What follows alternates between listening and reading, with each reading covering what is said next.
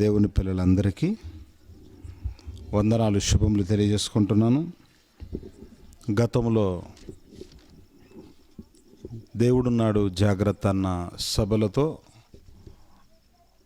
మనం దేవుని జ్ఞానాన్ని ఆలోచించాము, నేర్చుకున్నాం. ఇదే గ్రామంలో 3 రోజుల సభలు.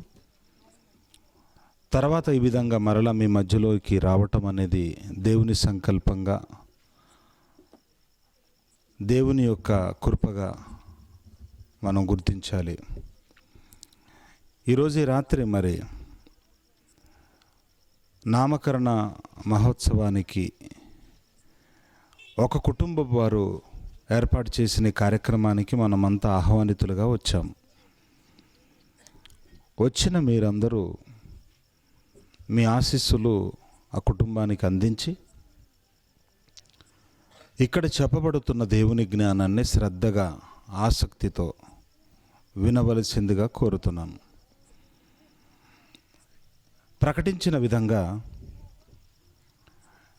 నిజమైన తల్లి ఎవరు అన్న విషయాన్ని మనం వేద గ్రంథము నుండి ఆలోచించడానికి ప్రయత్నం చేద్దాం. ప్రియమైన దేవుని పిల్లలారా, ప్రపంచంలో మనుషులు చెప్పుకునేవి తల్లులను గురించిన అభిప్రాయాలు మీ అందరికీ తెలుసు. తల్లి అనే ఈ మాట అది ఒక మధురమైన మాట అని, తల్లి పిలుపు, అందులోని ఆ మధురమైన అనుభవం జీవితంలో ప్రతి ఒక్కరికి బాల్యంలో తెలుసు. తల్లులను గురించి ప్రపంచంలో ఎంతోమంది మాట్లాడుతున్నారు. తల్లి అంటే అందరికీ ఇష్టమే, అమితమైన ఆనందం ఆ మాట వినగానే. అందుకే తల్లులను గురించి ఇష్టపడుతున్న ఈ ప్రపంచం ప్రతి సంవత్సరం మే నెలలో 2వ ఆదివారం రోజున మదర్స్ డే పెట్టుకున్నారు. మదర్స్ డే అంటే తల్లులకు ఒక దినాన్ని కేటాయించారు.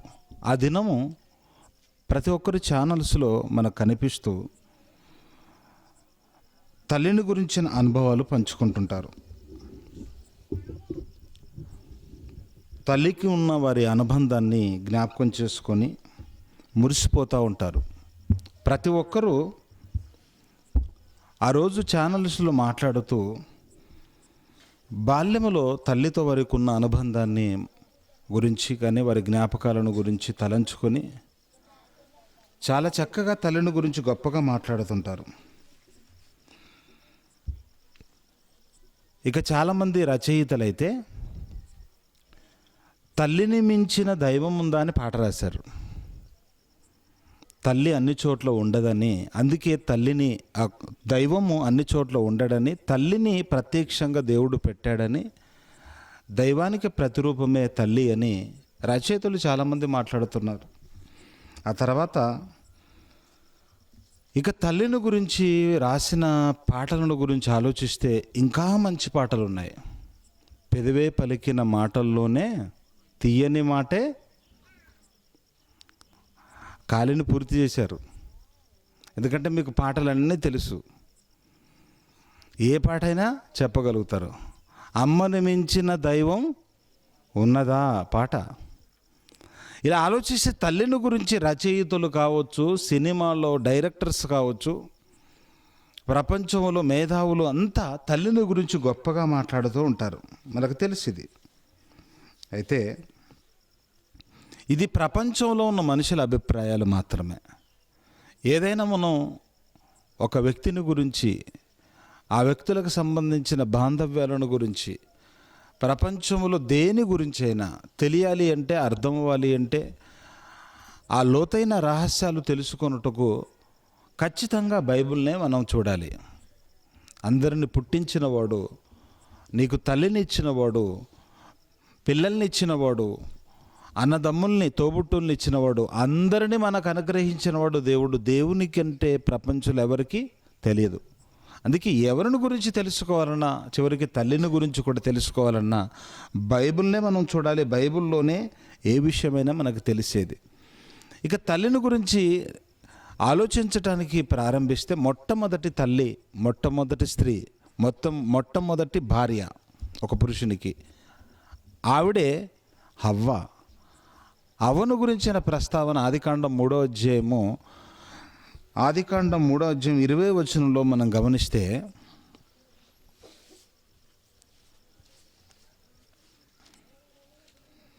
ఆదికాండం 3వ అధ్యాయం 20వ వచనం.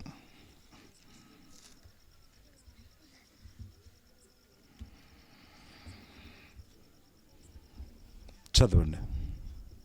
ఆదికాండం 3వ అధ్యాయం 20వ వచనం. ఆదాము తన భార్యకు హవ్వ అని పేరు పెట్టెను. ఏలయనగా ఆమె జీవము గల ప్రతివానికి తల్లి. అమ్మ, తల్లి అన్న అమ్మ అన్న ఒకటే. ఈరోజు ఈ ఆరిన నేల మీద ఉన్న 700 కోట్ల మంది మనుషులకు తల్లి, ఆది తల్లి ఎవరు? హవ్వమ్మ. దేవుడు తల్లిగా మనకు చూపిస్తున్న ఈవిడను గురించి ప్రారంభం నుంచి మనం ఆలోచించాలి. ఇప్పుడు తల్లుల క్యారెక్టర్ బయటికి రావాలి అంటే అందరికీ తల్లి అయిన హవ్వమ్మ గురించే మనం నేర్చుకోవాలి.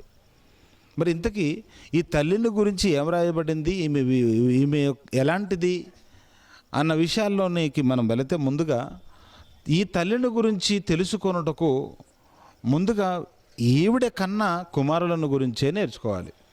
ఎందుకంటే పిల్లల్ని బట్టి తల్లి ఎవరో, తల్లి ఎలా ఉంటుందో, తల్లి ఎలాంటిదో అన్నది మనకు తెలుస్తుంది.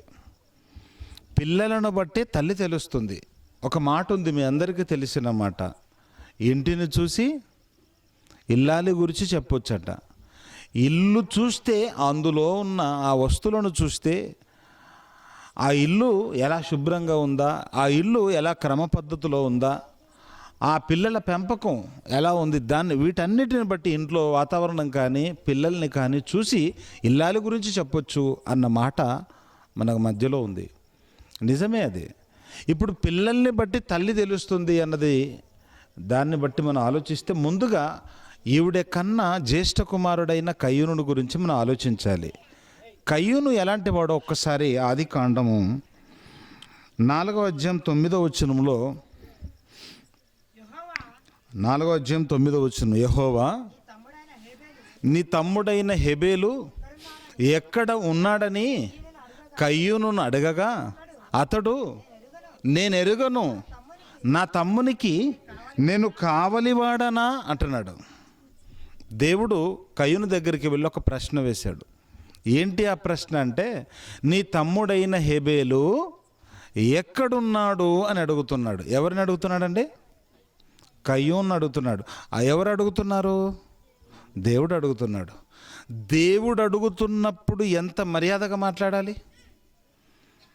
నిజంగా ఒక ప్రముఖమైన వ్యక్తి మీ ఇంటికి వచ్చి ఏదైనా ప్రశ్న వేశాడు అనుకోండి, ప్రశ్నకు ప్రతి దానికి మీరు చక్కగా సమాధానం చెప్పటానికి, ఓపికతో మాట్లాడటానికి, మీకు తెలిసిన విషయం చెప్పటానికి మీరు ఇష్టపడతారు, గౌరవిస్తారు ప్రముఖులని. సమాజంలో గొప్పవారైన వారిని, ఆఫీసర్ క్యాడర్స్ ఉన్న వాళ్ళని మనం గౌరవిస్తాం. వాళ్ళతో మాట్లాడుతున్నప్పుడు చాలా జాగ్రత్తగా మాట్లాడతాం. కానీ మీరు కయ్యూను విషయం ఆలోచిస్తే, కయ్యూను దేవునితో మాట్లాడుతున్నాడు, ఆఫీసర్తో కాదు, కలెక్టర్తో కాదు, ఒక దేవునితో, సృష్టికర్తతో, జీవితాన్ని ఇచ్చిన దేవునితో మాట్లాడుతున్నప్పుడు ఎలా మాట్లాడాలి, ఎంత జాగ్రత్తగా మాట్లాడాలి. దేవునితో మాట్లాడుతున్నప్పుడు అతి జాగ్రత్తగా మాట్లాడాలి.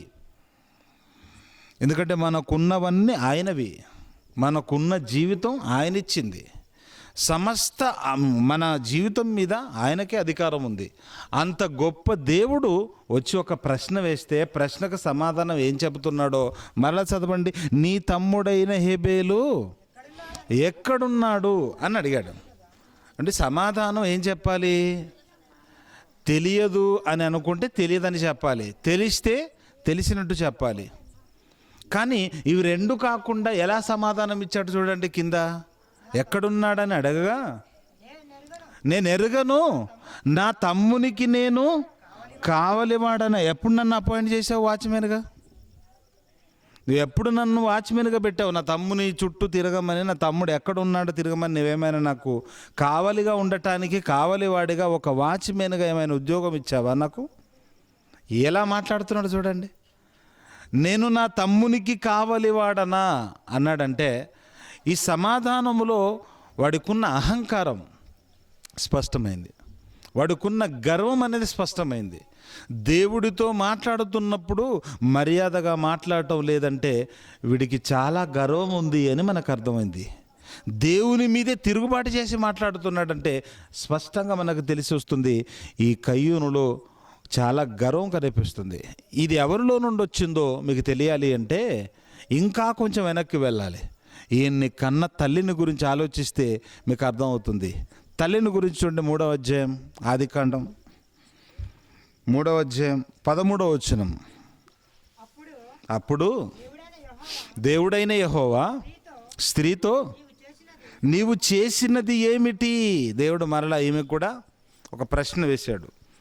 కయ్యూను కంటే ముందు ఈవిడని ప్రశ్నించాడు. ఈవిడని ప్రశ్నించినప్పుడు ఈవిడేమంటుందో చూడండి. నీవు చేసినది ఏమిటి అన్నప్పుడు, అంటే ఈ ప్రశ్న ఎందుకు వేశాడో తెలుసా? మూలాలు మీకు తెలియాలి. ఎందుకు వేశాడు అంటే, దేవుడు తినవద్దని చెప్పిన వృక్షఫలాన్ని తిన్నది. తిన్నందువల్ల నీవు చేసింది ఏమిటమ్మా అన్నప్పుడు తప్పు ఒప్పుకుంటుందేమో ఆయన టెస్ట్ చేస్తున్నాడు. ఎందుకంటే అతిక్రమములను దాచిపెట్టుకున్నవాడు వర్ధిల్లుడు, వాటిని ఒప్పుకొని విడిచిపెట్టువాడు వర్ధిల్లును అన్న మాటను బట్టి ఆలోచిస్తే ఇక్కడ దేవుడు పరీక్షిస్తున్నాడు. తప్పు చేసింది అయినా ఒప్పుకునే తత్వం ఉందా చూస్తే ఒప్పుకోవటం లేదు. ఏమంటుందో చూడండి. నీవు చేసినది ఏమిటమ్మా అన్నప్పుడు ఏమంటుంది చూడండి. స్త్రీ సమాధానం, సర్పము నన్ను మోసపుచ్చినందున నేను తింటిని. సర్పము మోసపుచ్చినందున తింటిని, కానీ సర్పమే గనక నన్ను మోసపుచ్చకపోతే. కయ్యూను ఎందుకు ఇలా మారాడో మనం తెలుసుకొనటానికి ఆయనను కన్న తల్లిని గురించి ఆలోచిస్తున్నాం. దేవుడు మొట్టమొదట తప్పు చేసిన హవ్వమ్మ దగ్గరికి వెళ్ళి ఆమెతో అడుగుతున్నాడు ఒక ప్రశ్న. నీవు చేసినది ఏమిటి అని అడిగాడు. నీవు చేసినది ఏమిటి అన్నప్పుడు తప్పు ఒప్పుకోవాలి, కానీ తప్పు ఒప్పుకొనకుండగా పైగా ఏమంటుందో మనం ఆలోచిస్తే తన సమాధానంలో దేవునితో మాట్లాడుతున్నప్పుడు మర్యాద లేకుండగా దేవుని మీదకే తాను చేసిన తప్పును నెట్టివేస్తున్నట్టుగా మనకు సమాధానం కనిపిస్తుంది. నీవు చేసినది ఏమిటి అన్నప్పుడు ఆవిడేమంటుంది? మహాప్రభు తప్పైంది క్షమించు, మరలా నేను మరొకసారి ఈ తప్పు చేయను అనటం లేదు. ఏముంటుంది ఆ మాట చదవండి మరలా. సర్పము నన్ను మోసపుచ్చినందున తింటిని. సర్పాన్ని నీవు చేసావు. సర్పాన్ని కలిగించింది ఎవరు? దేవుడు. ఒకవేళ సర్పాన్ని భూజంతువులలో ఒక జంతువుగా నువ్వు కలిగించి పెట్టకపోతే మా దగ్గరకు వచ్చేది కాదు, మాతో ఈ తప్పును చేయించేది కాదు. ఇప్పుడు మేము ఆ తప్పు చేయటానికి కారణం సర్పాన్ని కలిగించినందుకే. సర్పము నన్ను మోసపుచ్చినందున తింటిని. సర్పమే గనక నన్ను మోసపుచ్చకపోతే నేను తినేదాన్నే కాదు, నేను ఆ పని చేసేదాన్ని కాదు అంటుంది తప్ప నేను తప్పు చేశాను అని తన తప్పును ఒప్పుకోవటం లేదు. దేవుని మీదకి నెట్టుతుంది చూడండి. అంటే తాను చేసిన తప్పును దేవుని మీదకి నెడుతుందంటే దేవుడు అంటే గౌరవం ఉందంటారా? గౌరవం లేదు. మర్యాద లేకుండా, గౌరవం లేకుండా దేవుడి మీద ఎలా నెట్టేస్తుందో చూడండి. ఇప్పుడు హవ్వమ్మలో కనిపించిన ఇదే సమాధానం, ఇదే లక్షణం ఎవరిలో కనిపించింది? మనకు కయ్యూనులో కనిపించింది. ఈవిడ కన్న కుమారుడే అంటే పెంపకం ఎలా ఉందో మనకు కనిపిస్తుంది. అంటే ఈవిడకున్న సమస్త క్యారెక్టర్ అంతా కయ్యూనుకు వచ్చేసింది తప్ప కయ్యూనుకు కొత్తగా వచ్చింది ఏం కదా, అవ్వమ్మలో నుండే ఎక్స్పోర్ట్ అయినట్టుగా కనిపిస్తుంది. తర్వాత మరలా బైబిల్లో మరొక స్త్రీని గురించి, మరొక తల్లిని గురించి మీకు తెలియజేయాలని ఇష్టపడుతున్నాం. చూద్దాం బైబిల్లో. ఆదికాండం 16వ అధ్యాయము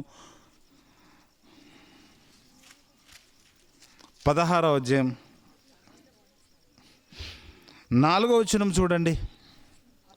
అతడు హాగరుతో పోయినప్పుడు అది గర్భవతి ఆయను. అది తాను గర్భవతినైతినని తెలుసుకొనినప్పుడు దాని యజమానురాలు దాని దృష్టికి నీచమైనదాయను. ఈ సందర్భంలో మనం చదువుకుంటున్న వాక్య భాగము శారమ్మను గురించిన, హాగరును గురించిన, అబ్రహామును గురించిన సందర్భం. అబ్రహాం ఎవరో మనందరికీ తెలుసు చరిత్ర.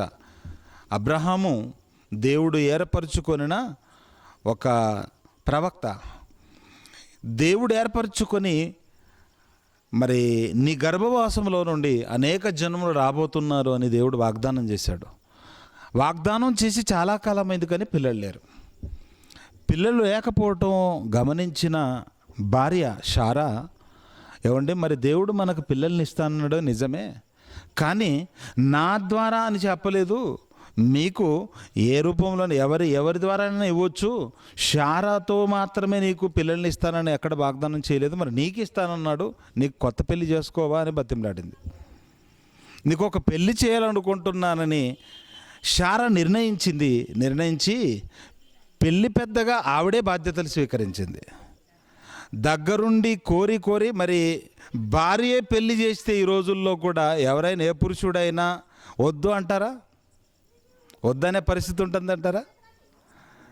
ఎవరైనా ఓకే రెడీ, నా భార్య ఎంత మంచి మనసు అనుకుంటారు, పొగుడుతారు. ఇంకా శారమ్మ దగ్గరుండి పెళ్లి పెద్దగా భర్తకి పెళ్లి చేసింది ఎవరినో కాదు, తన దాసి అయిన హాగర్ని పెళ్లి చేసింది. ఎప్పుడైతే అబ్రహాముకు వివాహం చేసిందో తర్వాత హాగరును కరుణించి దేవుడు గర్భాన్ని తెరిస్తే, ఆమె గర్భములో ఎప్పుడైతే ఇష్మాయేలు పడ్డాడో అప్పటి నుండి దాని ఆలోచన మారిపోయింది. పూర్తిగా అప్పటి వరకున్న మనసు లేదు. జీవితకాలం అంతా శారా పట్ల కృతజ్ఞత భావంతో బ్రతకాలి, గౌరవించాలి, చాలా చక్కగా గౌరవించి బ్రతకాలి. కానీ విచిత్రం ఏంటంటే హాగరు ఎప్పుడైతే గర్భవతిని అని తెలుసుకుందో, తాను తెలుసుకున్న తర్వాత పూర్తిగా మారిపోయిందట. చూడండి, కృతజ్ఞత లేకుండా ఎలా మాట్లాడుతుందో. మరలా చదవండి 4వ వచనం 16వ అధ్యాయం 4వ వచనం. అతడు అబ్రహాము హాగరును పెళ్లి చేసుకున్నప్పుడు అది గర్భవతి అయింది. అది తాను గర్భవతినని తెలుసుకొనినప్పుడు దాని యజమానురాలు దాని దృష్టికి నీచమైనదాయను. అంటే ఎవరైతే కరుణించి దయ చూపించి ఒక పని మనిషిగా ఉన్న ఆవిడని భర్తకి పెళ్లి చేసిందో ఆ త్యాగమూర్తిని ఎంత నీచంగా చూడటం ప్రారంభించింది. చూడండి హాగరు నిజంగా అంత మరి దయ చూపించినందుకు, ఒక యజమానునికే పెళ్లి చేసినందుకు, ఒక పని మనిషిని జీవితకాలం అంతా కృతజ్ఞతగా బ్రతకాలి, శారను గౌరవించాలి. కానీ ఎప్పుడైతే తాను గర్భవతిని అని తెలుసుకుందో, నెల తప్పినప్పటి నుండి ఈమె అదుపు తప్పింది. ఎప్పుడైతే నెల తప్పిందో అదుపు తప్పింది, పూర్తిగా మారిపోయింది. ఎలా? యజమానురాలను గౌరవించకుండా మాట్లాడుతుంది. నీవైతే గొడ్రాలివి, నీవు ఇంకా ముసలిదానివి, నీకెక్కడ పుడతారు, ఇంకా అయిపోయింది, నేనే ఇంటికి వారసురాలని, నా గర్భవాసం నుండి రాబోతున్న వాడే వారసుడు, ఇక నీకు పిల్లలు పుట్టే అవకాశం లేదని మాటి మాటికి అవమానిస్తుంది. అలా మాట్లాడటం గమనించిన తర్వాత అబ్రహాము పూర్తిగా హాగరును శిక్షించి ఇంట్లో నుంచి వెళ్ళగొట్టడం మనకు చరిత్ర తెలుసు. ఇది మనసులో పెట్టుకొని ఇప్పుడు హాగరుకున్న ఈ తల్లికున్న ఇదే లక్షణం హాగరు కన్న కుమారుడైన ఇష్మాయేలు ఎంత చక్కగా కనిపిస్తుందో చూడండి. ఎలాగైతే శారాతో విరోధంగా బ్రతుకుతుందో ఒకే ఇంట్లో ఉన్న, దయ చూపించిన కనికరము చూపించిన యజమానురాలి మీద మరి విరోధంగా ఎలా మాట్లాడుతుందో, ఇదే విరోధ భావం ఎవరికి వచ్చిందో చూడండి మీరు. అదే 16వ అధ్యాయం 12వ వచనం. అదే 16వ అధ్యాయం 12వ వచనం. అతడు అడవి గాడిద వంటి మనుష్యుడు, అతని చేయి అందరికిని, అతని చేతులు అందరికిని విరోధముగా ఉండును. అతడు తన సహోదరులందరి ఎదుట నివసించును. అందరి చేతులు అతనికిని, అతని చేతులు అందరికిని విరోధముగా ఉండును అని మాట్లాడుతున్నాడు. చూడండి, ఇక్కడ ఎవరిని ఉద్దేశించి అనుకుంటున్నారు? ఇది ఇష్మాయేలు గురించి మాట్లాడుతున్న వాక్యం. ఇష్మాయేలు భూమి మీదున్న మనుషులందరికీ విరోధిగా ఉంటాడంట. ఈ విరోధిగా ఉండే ఈ లక్షణం ఎవరిది? విరోధిగా ఉండే లక్షణం ఎవరిది? తల్లి అయిన హాగరుది. అంటే తల్లికున్న ఇదే విరోధమైన లక్షణం మనుషులతో సఖ్యతగా ఉండకపోవటం, ప్రేమగా ఉండకపోవటం, సహవాసంగా ఉండకపోవటం, ఒకరి విషయంలో పూర్తిగా వ్యతిరేకించటం, విరోధంగా ఉండటం అనే ఈ లక్షణం ఉందే, ఇది కన్న తల్లిలో నుండి వచ్చిందే ఇష్మాయిల్కి. ఇదే విరోధ భావం ప్రపంచంలో మారణహోమం సృష్టించింది. అప్పటి నుండి ఇప్పటి వరకు జరుగుతుంది. మీరు ఆలోచిస్తే ప్రపంచ చరిత్రను తిరగవేస్తండి, మధ్యాసియా ప్రాంతంలో అంటే ప్రపంచ పటాన్ని మీరు గమనిస్తే మధ్యాసియా ప్రాంతంలో ఉన్న అన్ని దేశాలలో ఉగ్రవాదం అనేది పూర్తిగా కొరలు విప్పింది. ఈ ఉగ్రవాదం అనేది ఎక్కడి నుండి పుట్టిందో ఆలోచిస్తే ఇదే ఇష్మాయేలు సంతానములో నుండే పుట్టింది. ప్రపంచంలో ఉగ్రవాదులంటూ ఎవరైనా ఉన్నారా అంటే ఇష్మాయేలు సంతానములోనే ఉంటున్నారు. అన్ని దేశాలలో ఉన్న వారిని తన దేహముతో అంటే ఈ దేహానికి బాంబులు అమర్చుకొని ప్రజల మధ్యలోకి వెళ్ళిపోయి అనేక రకాలుగా పేల్చుకొని చచ్చిపోతే అనేక మందిని చంపుతున్నారు, మానవ బాంబులుగా మారిపోయి. ఒక ఉగ్రవాది పుడుతున్నాడు అంటే అది ఇష్మాయేలు సంతానంలో పుడుతున్నారు. ఇది ప్రపంచంలో ఈ ఉగ్రవాద రహస్యముల గురించి చాలామందికి తెలియదు. ఎందుకు ఉగ్రవాదులు ఈ విధంగా పుడుతున్నారు, ఎక్కడి నుండి పుడుతున్నారు, ఇది ఎందుకు ఇలాంటి లక్షణం వచ్చేసింది ఈ సంతానానికి అంటే అది హాగరులో నుండి వచ్చిందే. తల్లిలో నుండి కొడుకుకు వెళ్ళిపోయింది పెంపకంలో. ఆ తర్వాత అనేక మందిని చంపే ఉగ్రవాదులుగా మారిపోతున్నారు. ఇప్పుడు ఇష్మాయేలుకు తల్లి అయిన హాగరులో నుండి ఇష్మాయేలుకు వెళితే ఇష్మాయేలు క్యారెక్టర్ అనేది తన సంతానానికి వెళ్ళింది అంటే ప్రపంచ చరిత్రలో ఇంతమందిని నష్టపరుస్తుంది, ఇంతమంది ప్రాణాలను హరిస్తుందంటే ఒక తల్లి క్యారెక్టర్ ఎంత నష్టం చేసిందో మీరు ఆలోచించండి. ఒక తల్లి క్యారెక్టర్ అనేది అంటే పెంపకం సరిగా లేకపోతే ఆ కుమారుడు పెరిగి పెద్దవాడై సమాజంలో ఎంత చీడపురుగుగా మారిపోతాడో మనకి ఇక్కడ కనిపిస్తుంది. తల్లుల పెంపకం ముందుగా సరిగ్గా ఉండాలి. తల్లుల పెంపకం, ఇప్పుడు చెడ్డ తల్లులను గురించి మనం మాట్లాడుకున్నాం. చివరగా మరొక చెడ్డ తల్లిని గురించి మనం మాట్లాడుకొని దేవుడు కోరిన నిజమైన తల్లులు ఎవరో చివరిలో చూద్దాం.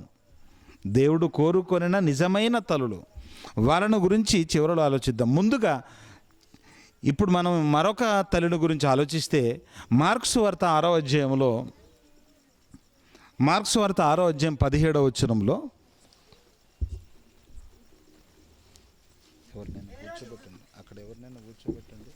పిల్లల దగ్గర మార్క్సు వార్త 6వ అధ్యాయం 17వ వచనం. హేరోదు తన సహోదరుడగు ఫిలిప్పు భార్య అయిన హేరోదియను పెళ్లి చేసుకొనినందున యోహాను నీ సహోదరుని భార్యను చేర్చుకొనుటకు నీకు న్యాయము కాదని హేరోదుతో బాప్తిసమిచ్చి యోహాను రాజును ఎదిరించి ధైర్యంగా చెప్పేస్తున్నాడండి. నీ చేస్తున్నదేంటి? ప్రజలను పరిపాలించే రాజువయ్యుండి మార్గదర్శిగా ఉండాల్సింది పోయి, అందరి జీవితాలకు స్ఫూర్తిగా నిలవాల్సింది పోయి నీవు తప్పు చేస్తావా? హేరోదును నిలదీస్తున్నాడు బాప్తిసమిచ్చే యోహాను ప్రవక్త. అప్పుడు ఏం జరిగిందో చూడండి. గనుక అతడు ఆమె నిమిత్తము యోహానును పట్టి తెప్పించి ఆ మాట అన్నందుకే చెరసాలలో వేయటం జరిగిందండి. ఆ మాట అన్నందుకే అంటే ఇతడు అక్రమ సంబంధం పెట్టుకొని తమ్ముడి భార్య విషయంలో అక్రమ సంబంధం పెట్టుకొని చేస్తున్న ఈ చెడ్డ పని విషయంలో ప్రవక్త గద్దించినప్పుడు ప్రవక్తను బంధించి చెరసాలలో వేశారు. హేరోదియా ఎంత పని చేసింది చూడండి. హేరోదియా ఓకే.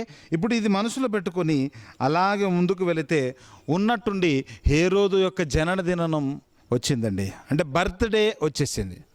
రాజుగారి బర్త్డే వచ్చినప్పుడు ఇక ఆ బర్త్డేకి ఆహ్వానితులు అందరూ వచ్చారు. మీలాగే అందరూ వచ్చారు అక్కడికి. పుట్టినరోజు కార్యక్రమానికి అందరూ వచ్చిన సందర్భంలో ఇక హేరోదియా కుమార్తె బర్త్డే రోజున రాజుగారి పుట్టినరోజున చక్కగా నాట్యం చేసింది, ప్రముఖులందరినీ సంతోషపెట్టింది, వచ్చిన వాళ్ళందరినీ సంతోషపెట్టింది. ఇక ఆ సంతోషంలో, ఈ శుభ సందర్భంలో రాజుగారు చాలా ఆనందపడి పొంగిపోయి అతడు ఒక నిర్ణయాన్ని ప్రకటించాడు. అక్కడ హేరోదు ఏం నిర్ణయం తీసుకున్నాడు అంటే, హేరోదియని పిలిచి, నీ కుమార్తె ఈరోజు నా పుట్టినరోజు సందర్భంగా చక్కగా నాట్యం ఆడింది, వచ్చిన వాళ్ళందరిని ఆహ్వానితులను ఆనందపరిచింది గనక ఈ శుభ సందర్భంలో నా రాజ్యములో సగం మట్టుకు నీకు ఇస్తాను, ఏం కావాలో కోరుకో. నా రాజ్యములో సగం మట్టుకు ఇస్తాను. రాజ్యములో సగం అంటే మీరు ఎంత ఆస్తిపాస్తులు వస్తే మీరు ఆలోచించండి. రాజ్యములో సగం మట్టుకు వచ్చింది అంటే నిజంగా ఎంత సుఖభోగాలు అనుభవించవచ్చండి హేరోదియా.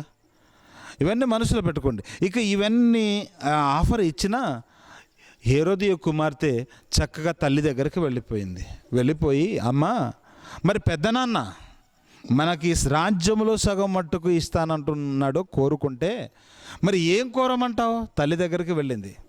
అప్పుడు తల్లి ఏం చెప్పిందో ఆ చక్కని మాట మీరు చూడండి. ఏం చెప్పిందో, ఎలాంటి పెంపకమో మనకు కనిపిస్తుంది, ఎలాంటి ఆలోచన చెబుతుందో కుమార్తెకి మీరు చూడండి. 21 అయితే తగిన దినమొకటి వచ్చెను, ఎట్లనగా హేరోదు తన జనన దినోత్సవమందు తన ప్రధానులకును సహస్రాధిపతులకును గలిలయ ప్రముఖులకును విందు చేయించెను. అప్పుడు హేరోదియ కుమార్తె లోపలికి వచ్చి నాట్యమాడి హేరోదును అతనితో కూడా పంక్తిని కూర్చున్నవారిని సంతోషపరిచెను గనక రాజు అంటున్నాడు, నీకు ఇష్టమైనది ఏమైనానో నన్ను అడుగుము, నేను నీకు ఇచ్చేదనని ఆ చిన్నదానితో చెప్పెను. మరియు నీవు నా రాజ్యంలో సగము మట్టుకు ఏమడిగినను నీకు ఇచ్చేదనని అతడు ఆమెతో ఒట్టు పెట్టుకొనెను గనక ఆమె వెళ్ళి నేనేమడిగా అంటే ఇలా బహుమానము కూడా ఏమడగాలో తల్లిని అడుగుతుంది. అంటే చిన్నప్పటి నుంచి ఎలా పెంచింది? ఏదైనా నన్ను అడిగే చేయాలి నువ్వు. ఏదైనా ఏ వస్తువు కొంటున్నా నన్ను అడిగే కొనాలి. షాప్కి వెళ్ళినప్పుడు అక్కడ ఒకవేళ షాపింగ్ చేస్తున్నప్పుడు ఎలాంటిది కొంటున్నావు ముందుగా నన్ను అడగాలి. ఏ విషయంలోనైనా నన్ను అడగకుండా నువ్వు ఏది చేయకూడదు. అంటే ఇలాంటి ఆంక్షల మధ్యలో పెరిగింది కుమార్తె. అందుకే రాజుగారు చక్కని ఆఫర్ ఇచ్చినప్పుడు అంటే అక్కడే అడగవచ్చు కదా, అడగకుండా తల్లి దగ్గరికి వెళ్ళి ఏం అడగమంటావు? రాజ్యములో సగం మట్టుకు ఇస్తానంటున్నాడు, మరి ఆ ప్రాంతం మొత్తం మనకు రాసి ఇవ్వమని అడగనా? మంచి ఇల్లు కట్టివ్వమని అడగనా? మంచి మంచి వస్తువులను బహుమానంగా అడగనా? లేదనుకుంటే కొంత డబ్బును అడగనా? కోట్ల రూపాయలని ఏం అడగమంటావు అన్నప్పుడు, ఒసే వెర్రి మొహమా, నీకేం తెలియదు, డబ్బులు ఎందుకు మనకి ఆస్తిపాస్తులు ఎందుకు? సగం ఇస్తానన్నాడు కదా. ఈ యోహాను చచ్చిపోతే పూర్తిగా వస్తుంది, నీకు రహస్యం తెలియదు. యోహాను చచ్చిపోతే పూర్తి రాజ్యం వచ్చేస్తుంది మనకు అడ్డుగోడగా ఉన్నాడు యోహాను అని ఆలోచించేది. ఏం చేసింది అంటే కుమార్తెతో తల్లిగా అడిగినప్పుడు తల్లి ఏం చెప్తుందో చూడండి. బాప్తిస్మమిచ్చి యోహాను తలని అడుగు, ఇప్పుడైతే రాజ్యంలో సగమే వస్తుంది మనకు యోహాను ఉన్నంత కాలం. కానీ యోహాను చచ్చిపోతే మనను ఎదిరించేవాడే ఉండడు. అసలు మీ పెద్ద నాన్నని ఎవడు అడ్డు చెప్పడు. ధైర్యవంతుడు మనగాడు ఒకే ఒక్కడు, వాడే బాప్తిసం ఇచ్చే యోహాను. ఇప్పుడు యోహాను అడ్డు తొలగించుకుంటే మీ నాన్నకి నేను భార్యనైపోతాను పూర్తిగా. మీ పెద్ద నాన్నకి అసలైన భార్యనైపోతే ఇప్పుడు భార్యకే తర్వాత పూర్తి హక్కులు లభిస్తాయి, రాజ్యం మొత్తం వస్తుంది. నువ్వు సగం రాజ్యం ఎందుకు అడుగుతావు? అది వద్దు, మనకి యోహాను తల చాలు. ఇప్పుడు యోహాను తలను ఎందుకు కోరుకుందో మీకు అర్థమై ఉంటుంది రహస్యం. అంటే రాజ్యము హస్తగతం చేసుకోవాలని ఆలోచించి బిడ్డను ప్రేరేపించి యోహాను తలను అడిగింది హేరోదియా. చూసారా, ఈరోజు చాలామంది తల్లులు పిల్లల విషయంలో ఇలాంటి నిర్ణయాలు తీసుకుంటుంటారు. ఒకవేళ పొరపాటున్న పిల్లలు మంచి నిర్ణయాలు తీసుకొని మంచి దారిలో వెళ్ళిపోతున్నా వద్దు, పలాని దారిలో వెళ్ళాలని చూపించే తల్లులు కనిపిస్తున్నారు మనకి. వెర్రి మొహమా నీకు తెలియదు, ఇలా ఉండాలి, ఇలా మాట్లాడాలి, ఇలా వెళ్ళాలి, ఈ దారిలో వెళ్ళాలని నిజంగా డైటింగ్లని, స్విమ్మింగ్లని ఇలాంటి వాటి వైపు మళ్ళిస్తున్నారండి. చాలామంది హీరోయిన్స్ తల్లులండి సినీ ఇండస్ట్రీలోకి దించడానికి ఎన్ని పాటలు పడతారనుకుంటున్నారు. బిడ్డల్ని మేకప్ వేసుకొని తిరుగుతుంటారు బంజారా హిల్స్, జూబ్లీ హిల్స్ ప్రాంతంలో. పూర్తిగా బిడ్డల్ని వాళ్ళ చేతుల్లో పెట్టుకొని ప్రతి గడపకి తిరుగుతుంటారు. అలా తిరిగి వాళ్ళ పిల్లలకి, యవనస్తురాలైన ఆ అమ్మాయిలకి ఇష్టం లేకపోయినా తల్లుల యొక్క భయముతో వెళ్ళిపోతుంటారు. తర్వాత సూసైడ్ కూడా చేసుకున్న సందర్భాలు వచ్చాయి వార్తల్లో. ఈరోజు పెంపకాలు చెడ్డదారిలో నడిపించడానికి ఎక్కువగా చూస్తున్నారు. హేరోదియలాగే కనిపిస్తున్నారు ఈరోజు సమాజంలో. ఇది చెడ్డ తల్లులను గురించిన సమాజంలోని వార్తలైతే, ఇక బైబిల్లో దేవుడు ఎవరిని ఎలా ఉండమన్నాడో, నిజమైన తల్లులంటే ఎలా ఉండాలో మనం చూడగలిగితే ఒక తల్లిని గురించి గొప్పగా మాట్లాడుకోవచ్చు. ఆవిడే సమూయేలు తల్లి. సమూయేలు తల్లిని గురించి మనం చాలా గొప్పగా మాట్లాడుకోవచ్చు. ఎందుకంటే నిజంగా తల్లి అంటే అలా ఉండాలండి. చాలా సందర్భాల్లో మనం అంటుంటాం, అంటే ఈ టైటిల్ వినగానే నిజమైన తల్లి ఎవరో మాకు తెలియదా, మమ్మల్ని కన్న తల్లి మాకు తెలియదా. హైదరాబాద్ నుండి మరి అన్నయ్య వచ్చి మాకు ఆ విషయం చెప్పడానికి వచ్చి చెప్పి ఏం చెప్తాడో అని అనుమానం మీకు వచ్చి ఉంటుంది. కానీ నిజమైన తల్లులు ఎవరో మీకు తెలియదు అని నేను చెప్తాను. ఎందుకంటే దేవుడు కోరుకున్న వారే నిజమైన తల్లులు, అలా ఉన్నవారే నిజమైన తల్లులు. నిజమైన తల్లులు అంటే చాలా సందర్భాల్లో కొన్ని విషయాల్లో ధైర్యవంతులను గురించి మాట్లాడుతుంటాం. మనం ధైర్యవంతులను గురించి మాట్లాడుతూ నిజంగా మగాడ్రా వీడు అంటుంటాం. ఏమంటాం? నిజంగా వీడురా మగాడు అంటే మిగతా వాళ్ళు కారేనా? మిగతా వాళ్ళు కారా? వాళ్ళు మగాళ్ళే. కానీ సందర్భాన్ని బట్టి, వాడి ధైర్యాన్ని బట్టి, వాడి సాహసాన్ని బట్టి అక్కడ పొగడతలు. దేవుడు ఈ భూమి మీద తల్లులకిచ్చిన బాధ్యత, ఆ బాధ్యత ఏంటో గుర్తించి నిజంగా కుటుంబంలో ఆ పాత్రలో ఎవరు ఇముడుతున్నారు, ఎవరు ఆ పాత్రను చక్కగా పోషిస్తున్నారు, వాళ్ళే నిజమైన తల్లులు. నిజంగా తల్లి అంటే అలా ఉండాలి. నిజంగా మగాడ్రా వీడు అన్నట్టుగా నిజంగా తల్లి అంటే ఆవిడే తల్లి. ఎలా ఉండమన్నాడో తల్లిని మనకు స్ఫూర్తిగా నిలవటానికి కొందరిని రాయించాడు బైబిల్లో. నిజంగా తల్లి అంటే ఎలా ఉండాలో ఒకసారి చూద్దాం. సమూయేలును కన్న తల్లి హన్నను గురించి మనం ఆలోచిస్తే, సమూయేలు మొదటి గ్రంథం మొదటి అధ్యాయం 24వ వచనంలో, సమూయేలు మొదటి గ్రంథం మొదటి అధ్యాయం 24వ వచనం, పాలు మాన్పించిన తర్వాత అతడు ఇంకా చిన్నవాడై ఉండగా ఆమె ఆ బాలుని ఎత్తుకొని 3 కోడెలను, తూమెడు పిండిని, ద్రాక్షారసపు తిత్తిని తీసుకొని షిలోహులోని మందిరమునకు వచ్చాను. పిల్లవానిని ఏలి యొద్దకు తీసుకొని వచ్చి యాజకుడితో ఏమంటుందో చూడండి. నా ఏలినవాడా, నా ఏలినవాని ప్రాణము తోడు నీ యొద్ద నిలిచి యెహోవాను నేను ఒక రోజు ప్రార్థన చేయటానికి ఇదే మందిరానికి వచ్చాను, నన్ను గుర్తించావా? నీవు పరిచయం చేసుకుంటుంది. ఆ స్త్రీని నేనే. ఆ రోజు ప్రార్థన విన్న దేవుడు, నా మొరనాలకించిన దేవుడు నాకు ఒక బిడ్డను అనుగ్రహించాడు. ఆ రోజు ఒక మంచి నిర్ణయం తీసుకున్నాను. యాజకుడితో అంటుంది. మందిరంలో ఉన్న యాజకుడి దగ్గరికి వెళ్ళింది, యాజకుడితో పరిచయం చేసుకుంటుంది. ఒకానొక రోజు ఏడుస్తూ వచ్చి ప్రార్థించాను నేను ఇక్కడే. నేనేమో మత్తురాలిగా ఉండి తాగి అలా ఏడుస్తున్నాను అనుకున్నావు మీరు. ఆ రోజు ప్రార్థించిన తర్వాత దేవుడు నా మొర విన్నాడు. నేను ఆ రోజు తాగి ప్రార్థించలేదు, దుఃఖంతో ప్రార్థించాను. మీతో నేను మాట్లాడి వెళ్ళాను. నేను ఆ స్త్రీని పరిచయం చేసుకుంది. ఇదిగో దేవుడు నాకు గర్భఫలం ఇచ్చాడు. ఆ రోజు ఒక వాగ్దానం చేశాను దేవునికి. ఏంటంటే, నాకు గర్భఫలాన్ని ఇస్తే, నిజంగా నా గర్భము తెరిస్తే ఖచ్చితంగా ఆ పుట్టబోయే వారసుని నీకే ఇస్తాను అని ఒక నిర్ణయం తీసుకున్నాను.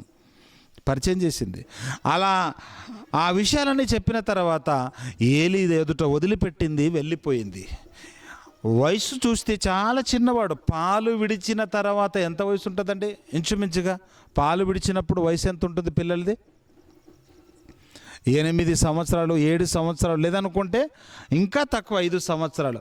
ఒక చిన్న బాబుని అంటే వదిలిపెట్టి వెళ్ళిపోతుంది అంటే ఈమె సాహస నిర్ణయం చూడండి, ఎంత సాహసం చేసింది, ఎంత ధైర్యం చేసింది. అసలు తల్లులు ఎవరు ప్రపంచంలో బిడ్డలని మరవలేరు. అందులో ముఖ్యంగా ఎవరైనా మగబిడ్డను అంటే మరి అందరూ మరీ వారసుడు పుట్టాడు, మన వంశ వారసుడని మరీ చక్కగా పెంచుకుంటారు. అదే ఆడబిడ్డలైతే చిన్నప్పుడే చంపటానికో ఏ చెత్త కుప్పల్లో విసిరేయటానికో ఈరోజు సమాజంలో చాలామంది తల్లులు చూస్తున్నారు, అమ్ముకోవటానికి అమ్మకానికి కూడా పెడుతున్నారు.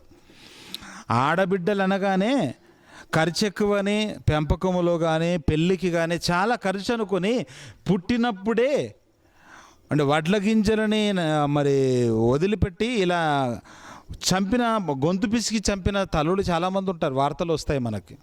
చెత్త కుప్పల్లో విసిరేస్తే దయనీయమైన స్థితిలో ఏడుస్తూ కనిపించిన ఆడబిడ్డలు మనకు కనిపిస్తుంటారు. ఆడబిడ్డలు అంటే అలా ఉంటారు. బైబిల్ చెప్పిన ఒక మాట మీకు జ్ఞాపకం చేయాలి ఈ సందర్భంలో. యెషయా గ్రంథం 49వ అధ్యాయం 15వ వచనంలో,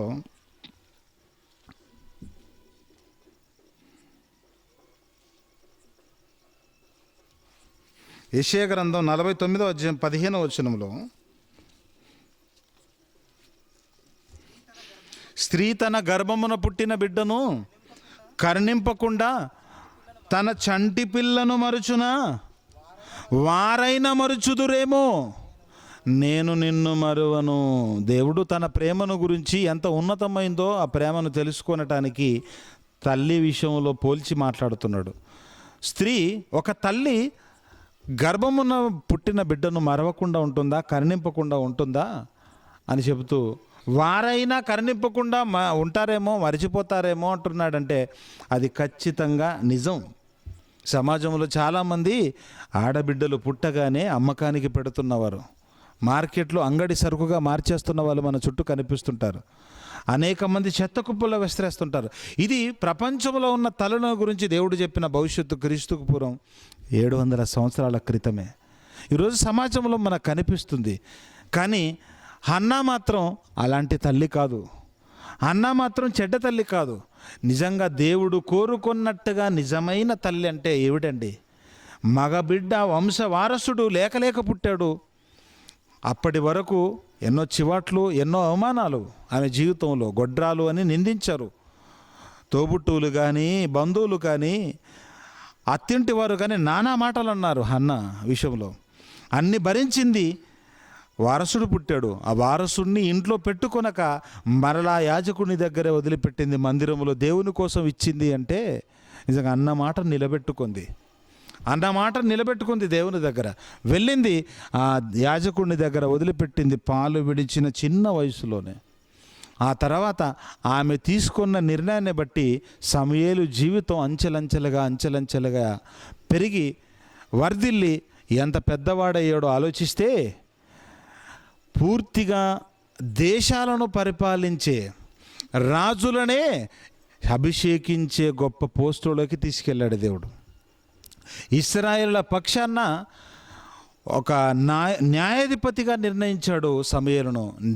న్యాయము తీర్చే న్యాయాధిపతిగా ఉండి ప్రవక్తగా మారి చివరికి రాజులనే అభిషేకించే రాజుల కంటే గొప్ప ప్రవక్తగా మారిపోయాడు. అంటే ఇంత గొప్ప ఎదుగుదలకి, బిడ్డ ఇంత గొప్ప ఎదగటానికి ఎవరి నిర్ణయాలు కారణం, ఎవరి పెంపకం కారణం చెప్పండి? హన్నా తల్లి, నిజమైన తల్లి. ఇలాంటి తల్లులు ప్రపంచంలో అందరూ ఉండాలి అనే స్ఫూర్తిగా నిలపటానికే దేవుడు హన్నా జీవిత చరిత్రను మనకు రాయించి పెట్టాడు బైబిల్లో. ఎవరైనా దేవుని కోసం తీసుకునే నిర్ణయాలు ఇంత గొప్పగా ఉండాలి. తమ పిల్లల విషయంలో, వారి భవిష్యత్తు విషయంలో. ఒక సమూయేలు విషయంలో తన ఇంట్లో పెట్టుకొని తానే పెంచుకొని మంచి చదువులు చదివించి లోకంలో ఉద్యోగాలు చేయించి ఆ పిల్లల్ని ఉన్నతంగా చూడాలనుకొని కలలు కన్నే తల్లిదండ్రులు కనిపిస్తున్నారు ఈరోజు. కానీ హన్నాలా మంచి నిర్ణయం తీసుకొని దేవుని కోసం పెంచాలి, దేవుని కోసం ఇవ్వాలి అనుకునే తలలు ప్రపంచంలో కనుమరుగైపోయారండి. అందుకే పాఠం రూపంలో ఈరోజు మీకు ఈ విషయం చెప్పడానికి కారణం అదే. పూర్తిగా దైవభక్తిలో నుండి వెళ్ళిపోతుంది క్రైస్తవ ప్రపంచం. ప్రతి కుటుంబాన్ని మనం ఆలోచిస్తే అన్ని కుటుంబాలలో ఇదే కనిపిస్తుంది మనకు. దేవుని కోసం పెంపకం లేదు ఈరోజు, పెంపక లోపం. లోకంలో అందరూ పెంచినట్టుగానే చదువుల్లో పెంచుతున్నారు. ఉన్నతమైన చదువులు చదివించి లోకంలో మంచి ఉద్యోగాలు సంపాదించేటట్టుగా పెంచుతున్నారు. అందుకనే ఇంజనీరింగ్ చేయిస్తున్నారు, లేదనుకుంటే ఎంబీబీఎస్ చేయిస్తున్నారు, లేదనుకుంటే ఇంకా పై చదువులు ఎంబీఏ అంటూ లోకములో ఉన్న ఉన్నత చదువులన్నీ చదివించి మంచి ఉద్యోగాల కోసం వేటలో ఉన్నారు. ఇంకా ఆలోచిస్తే ప్రపంచంలో అందరిలాగే క్రైస్తవ కుటుంబాలు మారాయి అంటే నిజమైన కుటుంబాలు కావవి క్రైస్తవ కుటుంబాలు. నిజమైన తల్లులు కారువాళ్ళు. నిజమైన తల్లి అంటే హాగరులా ఉండాలి. దేవుని కోసం అన్నమాట నిలబెట్టుకున్న ఈ తల్లి అందరికీ, క్రైస్తవ ప్రపంచానికే మార్గదర్శిగా నిలబడుతుందండి. అందుకే ఈ తల్లిని గురించి దేవుడు రాయించాడు, మనకు బుద్ధి కలుగుటకై, యుగాంతమందున్న మనకు బుద్ధి కలుగుటకై ఇవన్నీ రాయించాడు బైబిల్లో. కనుక అన్నలా మంచి నిర్ణయాలు తీసుకొని భవిష్యత్తులో దేవుని కోసం మీ పిల్లల్ని దేవుని అంబుల పొదిలో ఒక బాణంగా పెట్టాలని దేవుడు ఆ బాధ్యతను తల్లికే ఇచ్చాడు. మొట్టమొదట తల్లి బాధ్యతే. పుట్టిన తర్వాత మొట్టమొదట పెంపకం తల్లితోనే ప్రారంభమవుతుంది. తర్వాత బడి సంగతి, బడిలో అక్షరాలు నేర్పించడం. తర్వాత ప్రారంభ పాఠశాల ఏదో తెలుసా? తల్లి గర్భం. గర్భములో పడిన తర్వాత 5 నెలలకే 5-6 నెలల ఆ సందర్భంలోనే ఈరోజు సైన్స్ చెప్పింది. బైబిల్లో ఎప్పుడో ఉన్న విషయం ఇది. సైన్స్కి తెలియనప్పుడే బైబిల్లో ఉన్న విషయం అండి. ప్రారంభ పాఠశాల తల్లి గర్భమే. గర్భములో ఉన్నప్పుడు 5-6 నెలల శిశువుకి నీవు నేర్పించాలి. ఎలా? తల్లి అలవాట్లన్నీ పిల్ల మీద, ఆ లోపల ఉన్న శిశువు మీద ఆ ప్రభావం పడుతుంది. తల్లి ఎక్కువగా ఏవి మాట్లాడుతుందో అన్నీ వింటాడంట శిశువు. అన్ని విషయాలు వింటారు. ఏ విషయాలు చూస్తావో అవన్నీ చూస్తారు. తల్లులు మీరు చూసే దృశ్యాలని లోపల ఉన్న శిశువు చూడగలుగుతారు. ఇది సైంటిఫికల్గా రుజువైంది. మీరు ఏం చూస్తారో అవి బిడ్డ చూస్తాడు లోపల. కనెక్షన్ ఇది, దేవుడు పెట్టిన కనెక్షన్. మీరు ఏం వింటారో అవన్నీ వింటాడు. అందుకే తల్లులు మొట్టమొదట గర్భములో ఉన్నప్పటి నుండి దేవుని మాటలు వింటే నిజంగా భవిష్యత్తులో ఆ బిడ్డకు దేవుని వాక్యం మీద గొప్ప ఆసక్తి పెరుగుతుంది. బిడ్డ గర్భములో ఉన్నప్పుడే నువ్వు ఏ పనులు చేస్తే అవే ఆ ప్రభావం ఆ బిడ్డ మీద పడుతుంది. సైంటిఫికల్గా రుజువైన సంగతి. అందుకే మరియా బాప్తీసం ఇచ్చే యోహాను గర్భములో ఉన్నప్పుడు ఎలిజబెతు దగ్గరికి, బంధువు దగ్గరికి ఇంటికి వెళ్ళింది. ఇంటికి వెళ్ళినప్పుడు మరియమ్మ ఎలిజబెతుతో వందనాలు చెప్పగానే, వందన వచనము వినగానే లోపలున్న బాప్తీసం ఇచ్చే యోహాను శిశువు ఏం చేశాడంట? గంతులు వేశాడు. ఆనందముతో గంతులు వేశాడు. అంటే ఆ వందన వచనం ఎవరు విన్నారు? లోపలున్న శిశువు కూడా విన్నాడు. అప్పటికి పరిపక్వం చెందని అవయవాలుగా కనిపిస్తున్న లోపల ఉన్న తల్లి గర్భములో ఆ బిడ్డ విన్నాడంటే, గంతులు వేస్తున్నాడంటే మీరు ఆలోచించండి. అంటే శిశువు అన్ని విషయాలు వింటాడు. అందుకే ఈ మధ్యకాలంలో కొన్ని తరగతులు ఏర్పాటు చేస్తున్నారు. ఏంటి ఆ తరగతులు అంటే, బిడ్డకి గర్భంలో ఉన్నప్పుడే కొన్ని విషయాలలో అవగాహన కలగటానికి గర్భవతులైన తల్లులకి కొన్ని క్లాసులు చెప్తున్నారు. ఈ మధ్యకాలంలో ఆ పాఠశాలలు కూడా వచ్చాయి. చాలామందికి తెలియకపోవచ్చు. అయితే అక్కడికి వెళ్ళిన తర్వాత నేర్పించేది ఏంటా అంటే, లోకంలో ఉన్న వాటి విషయము శ్రద్ధగా వాళ్ళు మనసు పెట్టి నేర్చుకుంటున్నారు గర్భవతులైన తల్లులు. ఇది లోకంలో సంగతి మనకు అనవసరం. క్రైస్తవ స్త్రీలు గర్భవతిగా ఉన్నప్పుడే లోపల ఉన్న బిడ్డకి వాక్యం నేర్పించే ఒక మంచి ఆపర్చునిటీ ఉంది. మీరు దేవుని వాక్యం వింటున్నారనుకోండి, మీ బిడ్డ లోపల వింటుంటాడు, ఆనందిస్తుంటాడు. దేవుడు వాళ్ళకి ఇచ్చిన అది అదొక రిసీవ్ చేసుకునే శక్తి. వాళ్ళు సంగ్రహించే ఒక శక్తి. చిన్న పిల్లలైనా ఆ చిన్న బిడ్డకి మీ ద్వారా దేవుడు వినిపించే అవకాశం ఇచ్చాడండి. మరి ఇప్పుడు ఆ బాధ్యతను తీసుకోవాలి అంటే హన్నలా మారిపోవాలి క్రైస్తవ కుటుంబాలన్నీ. తల్లులతోనే ప్రారంభం. మొట్టమొదటి టీచర్ లైఫ్లో ఎవరు? తల్లే. తల్లి మాటలు, తల్లి వింటున్న ఆ విషయాలు, మాట్లాడుతున్నవి, సంభాషణలు అన్ని బిడ్డ మీద పడుతున్నాయంటే మొట్టమొదటి టీచర్ తల్లి. ఆ తల్లి టీచర్గా మారి బిడ్డకు అన్ని విషయాలు, మంచి విషయాలను నేర్పించడానికి ప్రయత్నిస్తే పుట్టి పెరిగి పెద్దవాడైన తర్వాత సమూయేలు లాంటి ఒక గొప్ప వ్యక్తి మారుతాడు. సమాజంలో ఇలాంటి నిర్ణయాలు తల్లులు తీసుకోకపోబట్టే ఒకనాటి సమూయేలు ఈరోజు మరల సమూయేలు కనిపించటం లేదు.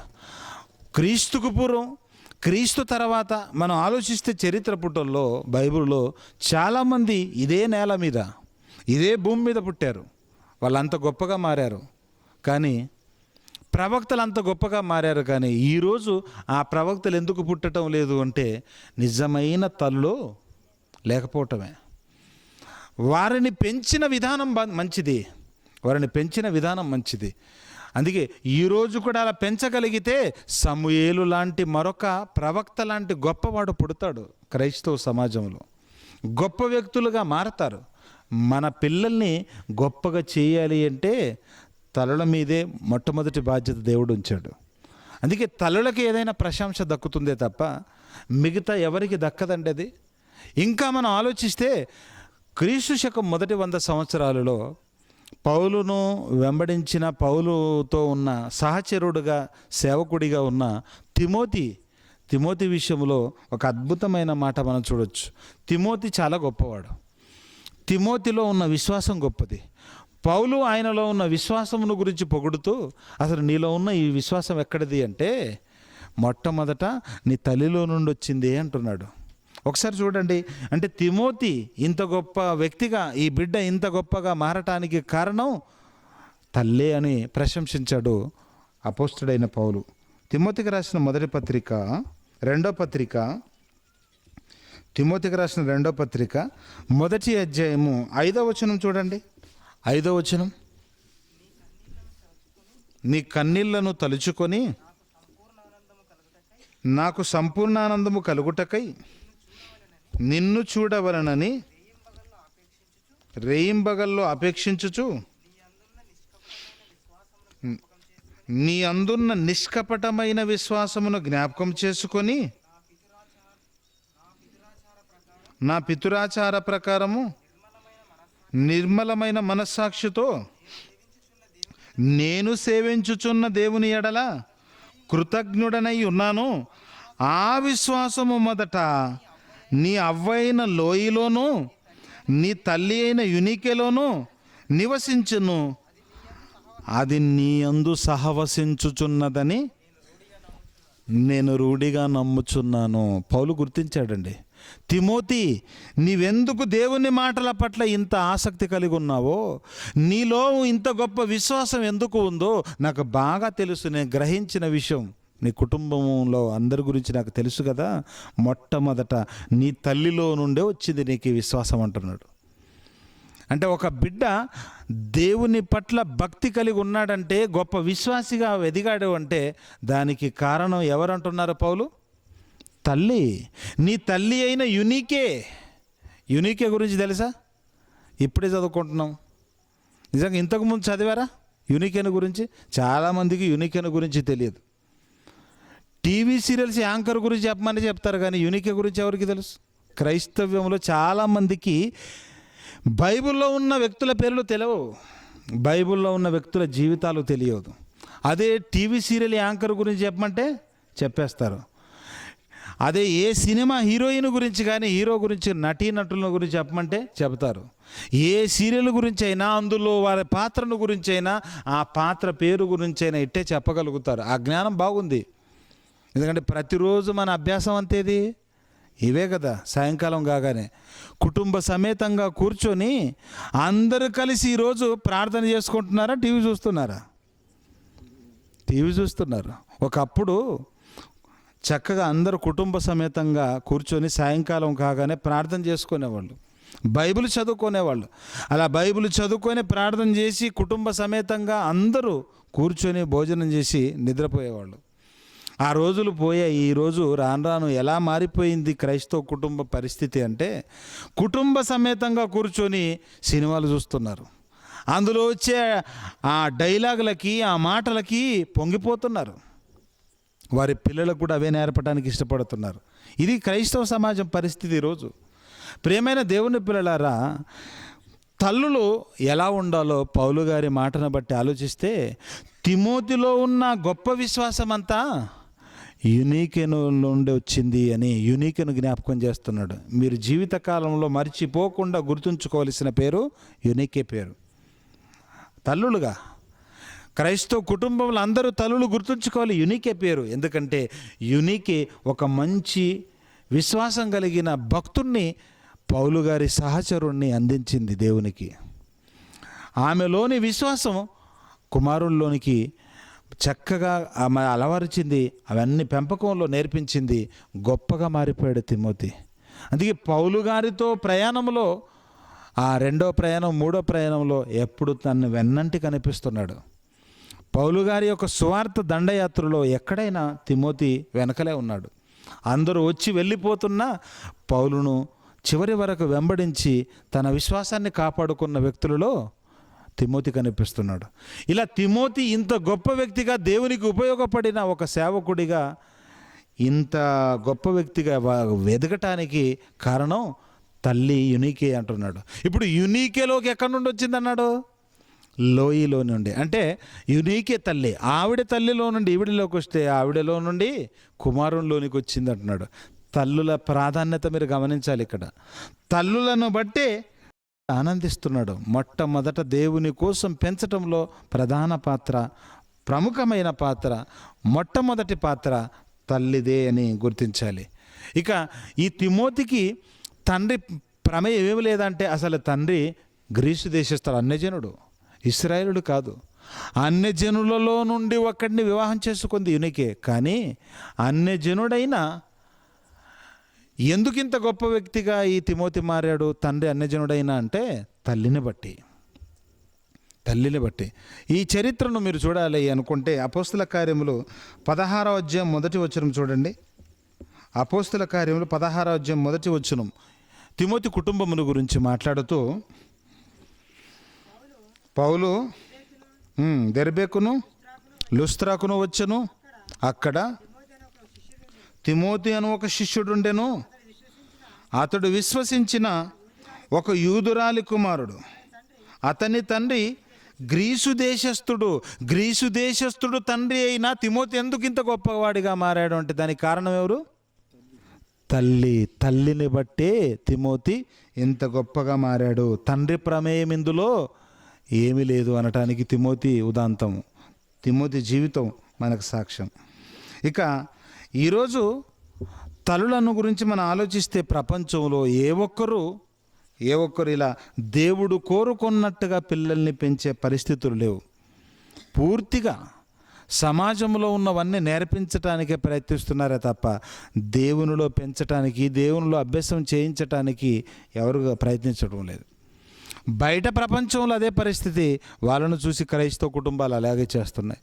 ఇక ఈ మధ్య కాలంలో మనందరికీ తెలిసిన ఒక వార్త, శాంభవి. మీ అందరికీ తెలుసు.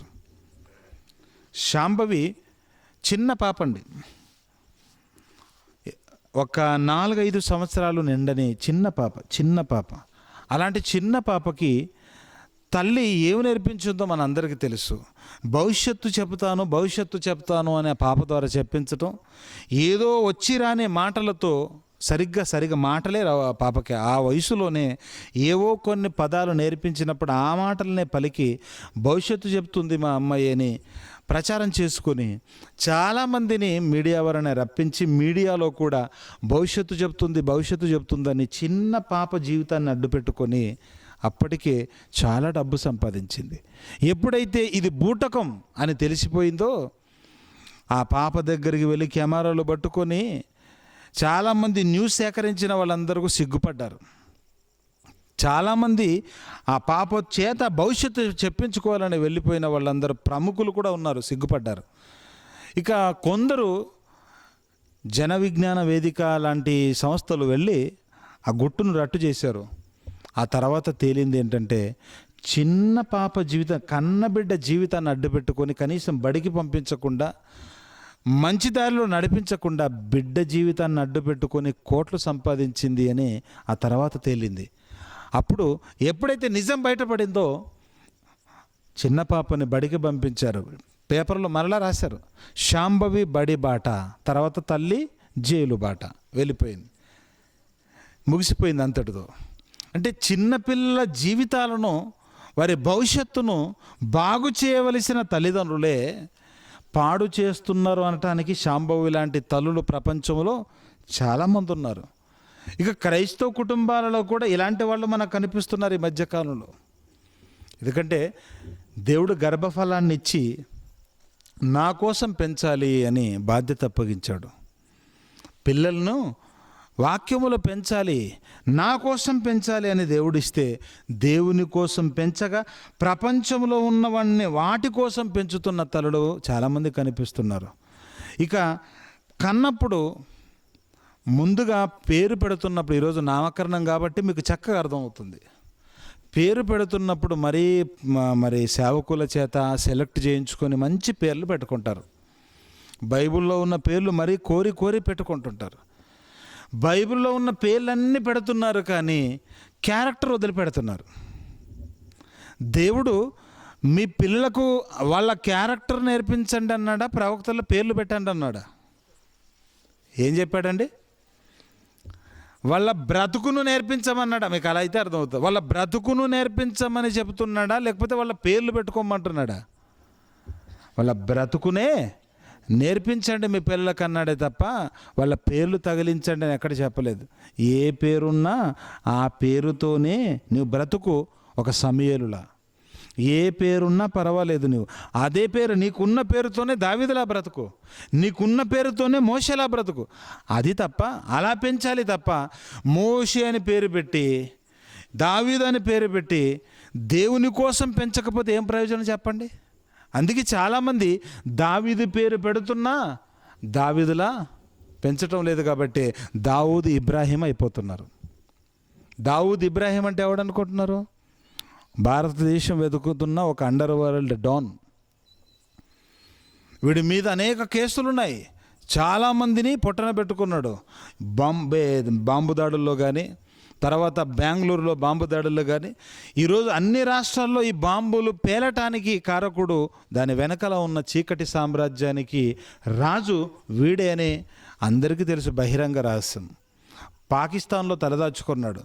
పుట్టినప్పుడు తల్లిదండ్రులు ఏ పేరు పెట్టారు వీడికి? దావూద్ ఇబ్రాహీం. దావూద్ అంటే దావీదు, ఇబ్రాహీం అంటే అబ్రహాం. అంటే దావీదు అబ్రహాము పేరు కలిపి ఇద్దరు పేర్లు పెట్టేశారు. అబ్రహాం ఇలాగే చంపేశాడు అనేక మందిని, దావీదు ఇలాగే అనేక మందిని చంపి నేరాలు చేశాడు. ఆలోచించండి. చీకటి సామ్రాజ్యానికి రాజుగా మారిపోయాడు. ఎందుకు? పేరు పెట్టారు కానీ పెంచలేదు. అబ్రహాములా దావీదులా. దేవుడు అబ్రహాములా దావీదులా పెంచమన్నాడే కానీ పేర్లు పెట్టి వదిలిపెట్టమని చెప్పలేదండి. ఆలోచించండి మీరు. అందుకే యునికే జీవితం, ఆ తర్వాత హన్నా జీవితం ప్రపంచంలో ఉన్న క్రైస్తవ స్త్రీలందరికీ స్ఫూర్తి. ఆమెను స్ఫూర్తిగా చేసుకొని బిడ్డల్ని ఆ విధంగా పెంచాలి.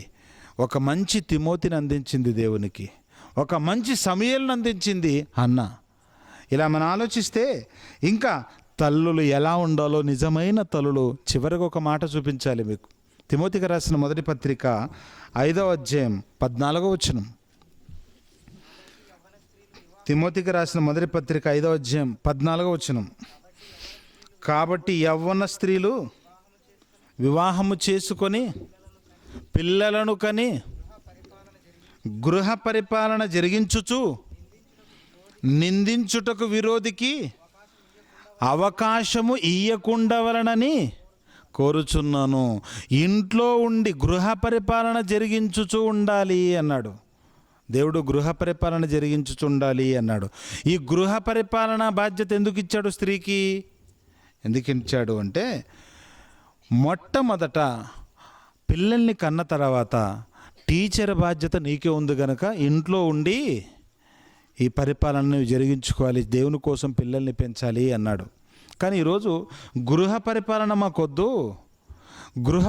మాకొద్దు కానీ సమాజాన్ని పరిపాలిస్తామని బయటకు వచ్చారు. అందుకే బయటకు వచ్చి డైటింగ్లని, స్విమ్మింగ్లని, బ్యూటీ పార్లర్లని వాటి చుట్టూ తిరుగుతున్నారు ఈరోజు. తర్వాత పరిపాలన కోసం వచ్చేసారు. నేను కూడా సర్పంచ్, నేను ఎమ్మెల్యేని, నేను కూడా ముఖ్యమంత్రిని, ప్రధానమంత్రిని అవుతానని బయటకు వచ్చారు. ఎప్పుడైతే దేవుడు కోరుకున్నది జరగక తిరగబడిందో పాత్ర, పూర్తిగా సమాజంలో నేరాలు పెరిగిపోతున్నాయి. ఈ ప్రపంచంలో ఇన్ని నేరాలు పెరిగిపోవటానికి గల కారణం ఒకటే, స్త్రీని దేవుడు ఎందుకు పుట్టించాడో, ఏ పాత్రలో పెట్టాడో అది జరిగించకపోవటమే కారణం నేరాలకి. స్త్రీలే గనక కుటుంబంలో గృహ పరిపాలన చక్కగా జరిగించి బాధ్యతగా నడుచుకుంటే ప్రపంచంలో ఏ నేరము లేదండి. పుట్టిన బాబుని చక్కగా సక్రమమైన మార్గంలో దేవుని వాక్యంలో పెంచితే ప్రపంచం నేరాలకు తావులేదు. ఈ నేరాలన్నిటికీ కారణం గృహ పరిపాలన వదిలిపెట్టి బయటి పరిపాలనకు వచ్చారు. అందుకే ఇవన్నీ జరుగుతున్నాయి. ప్రపంచంలో ఇన్ని నష్టాలకి కారణం నిజంగండి చిన్నప్పుడే పిల్లల్ని వాక్యంలో పెంచకపోబట్టే, తల్లి తన పాత్రను సరిగ్గా జరిగించకపోబట్టే. దేవుడిచ్చిన పాత్ర ఇది. పుట్టించిన దేవుడు అంటున్నాడు, నీవు ఇంట్లో ఉండి గృహ పరిపాలన జరిగించవలను, నిందించుటకు విరోధికి అవకాశం ఇవ్వకండి అని బాధ్యత ఇచ్చాడు. ఇంకా ఈ నిజమైన దేవుడు కోరికన్న తల్లులు ఇంకెలా ఉండాలో, ఇంకే పాత్ర ఉందో, ఏ బాధ్యత ఉందో తీతుకు రాసిన మొదటి అధ్యాయం, తీతుకు రాసిన పత్రిక, క్షమించండి, 2వ అధ్యాయం 5వ వచనం చూడండి. అలాగుననే వృద్ధ స్త్రీలు కొండ కచ్చెలును మిగుల మద్యపానాసక్తులునై ఉండక ప్రవర్తనయందు భయభక్తులు గలవారై ఉండవలననియు, దేవుని వాక్యము దూషింపబడకుండున్నట్లు యవ్వన స్త్రీలు తమ భర్తలకు లోబడి ఉండి తమ భర్తలను, శిశువులను ప్రేమించువారును, స్వస్థబుద్ధి గలవారును, పవిత్రులను, ఇంట ఉండి పని చేసుకుని వారును మంచివారునై ఉండవలనని బుద్ధి చెప్పుచు మంచి ఉపదేశము చేయువారునై ఉండవలెనని బోధించుము. మంచి ఉపదేశం చేయాలి స్త్రీలు, మంచి ఉపదేశం చేయాలి అంటున్నాడు. చూడండి, ఇంట ఉండి పని చేసుకోవాలి, భర్తకు లోబడి ఉండాలి, లోబరుచుకోకూడదు. ఏం చేయాలట? లోబడి ఉండాలి. లోబడి ఉండవలసిన స్త్రీలు ఏం చేశారంటే లోబరుచుకునే దాంట్లోకి వెళ్ళిపోయారు. భర్తకు లోబడుతున్నారా, లోబరుచుకుంటున్నారా? చాలామంది స్త్రీలు టీవీ సీరియల్స్ చూసి భర్తను లోబరుచుకునే క్యారెక్టర్లోకి వెళ్ళిపోయారు. అందుకే టీవీ సీరియల్స్ చూసి పూర్తిగా వీళ్ళలోకి వచ్చేస్తారు. అంటే పరకాయ ప్రవేశం చేస్తున్నారు లోపల ఉన్న నటులు, వీళ్ళలోనికి వచ్చేస్తున్నారు. పూర్తి క్యారెక్టర్ అవే. అందుకే భర్తను లోబరుచుకునే పద్ధతులు పెరిగిపోతున్నాయి ఈరోజు. దేవుడు అంటున్నాడు, భర్తకు లోబడి ఉండి ఇంట పని చేసుకొని వారునై ఉండాలి, మీ పిల్లలకు మంచి ఉపదేశము చేయువారునై ఉండాలి అన్నాడు. మంచి ఉపదేశం అంటే మంచి ఉపదేశం ప్రపంచంలో ఏదైనా ఉందా? వాక్యాన్ని మించింది మంచి ఉపదేశం అంటే ప్రపంచంలో వాక్యాన్ని మించింది ఫలాంది ఉందని చెప్పండి చూద్దాం. ఏది లేదు. అన్నిటికంటే మంచి ఉపదేశం ఏది చెప్పండి? వాక్యమే. అంటే మన పిల్లలకు మంచి ఉపదేశం చేయమన్నాడంటే దాని అర్థం ఏంటంటే వాక్యోపదేశమే చేయాలి.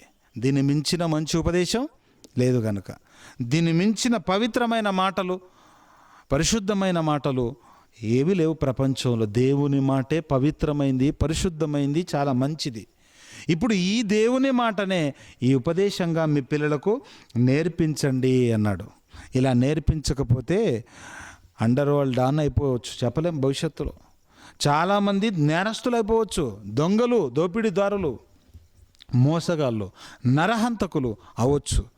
ఈరోజు ప్రపంచంలో చాలామంది క్రైస్తవ కుటుంబాల్లో నుండి నేరస్తులుగా కనిపిస్తున్నారు జైళ్ళలో. చాలామంది యాసిడ్ దాడులు చేస్తున్న వాళ్ళలో కూడా క్రైస్తవ కుటుంబంలో ఉన్న పిల్లలే కనిపిస్తున్నారు. యాసిడ్ దాడులు. ప్రపంచ పరిస్థితులు బాగలేవు. ముందుగా రోడ్డు మీదకి వెళితే మీ పిల్లలు ఏమవుతారో తెలియదు, ఎలాంటి అలవాట్లు వస్తాయో తెలియదు. అందుకే ప్రతిరోజు మీ పిల్లల్ని ఎలా పెంచాలో చెప్పాడు. మీరు ఇంట కూర్చుంటున్నప్పుడును, లేచినప్పుడును, పడుకొనున్నప్పుడును, త్రోవ నడిచినప్పుడును, ఎప్పుడైనా ఏమి నేర్పమన్నాడు? దేవుని మాటలనే నేర్పించండి. ప్రపంచ పరిస్థితులు బాగలేవు. ఎక్కడికి వెళితే ఎప్పుడు ఏమి నేర్చుకుంటారో తెలియదు. కళాశాలకు వెళితే బాగుపడుతున్నారా అనుకోలేరు, అది మీ భ్రమ. కళాశాలకు వెళితే అక్కడ పరిస్థితులు కూడా బాగలేవు. మాస్టర్సే చెడు చేస్తున్నారు. తోటి పిల్లలు కూడా వాళ్ళ అలవాట్లు చూస్తే వింత వింతగా ఉన్నాయి. మత్తు పదార్థాలకు అలవాటు పడిపోయారు, ఇంటర్నెట్కి అలవాటు పడిపోయారు, బూతు బొమ్మలు చూస్తున్నారు. తర్వాత ఇవన్నీ అలవాట్లతో పాటు వింత వింత అలవాట్లు వచ్చేస్తున్నాయి. కళాశాలలో ఏమనుకుంటున్నారు తెలుసా? ఈరోజు ప్రపంచంలో ఒకవేళ కళాశాలలో ఉన్న విద్యార్థులకి ఒకవేళ ప్రియురాలు లేదనుకోండి, ఎవరికైనా లవర్, ఒరే వీడికి లవర్ లేదంటారా, వింతగా చూస్తున్నారు. అంటే లవర్ ఉన్నవాడే గొప్పవాడు. నరుల చెడుతనము భూమి మీద గొప్పదైపోయింది. చెడ్డవాడే ఒక చెడు పని చేస్తున్నవాడు గొప్పవాడు. చెడు పని చేయకుండా ఉన్నవాడే నిజంగా చాలా అవమానపడవలసిన పరిస్థితులు, అవమానాలు ఎదుర్కోవాల్సిన పరిస్థితులు కళాశాలలో కూడా ఉన్నాయి. అంటే రాను రాను మనుషుల అలవాట్లు ఎలా అయిపోతున్నాయి మీరు ఆలోచించండి. ప్రియమైన దేవుని పిల్లలారా, దేవుని కోసం మీ పిల్లల్ని బాల్యము నుండే పెంచాలి. ప్రపంచ పరిస్థితులు మీరు దృష్టిలో ఉంచుకొని మీ ఇంట్లో చిన్నప్పటి నుండి మీరు అలా పెంచగలిగితే మీకు వచ్చే ఘనత దేవుని నుండి చాలా గొప్పది. ప్రపంచంలో మీ పిల్లలు సమాజానికి మంచివారుగా కనిపిస్తే అది మొట్టమొదట ఘనత తల్లికే. ఆ మాట చూడండి చివరగా, మొట్టమొదట ఘనత తల్లికే. లూకాసు వార్త 11వ అధ్యాయం 27వ వచనం.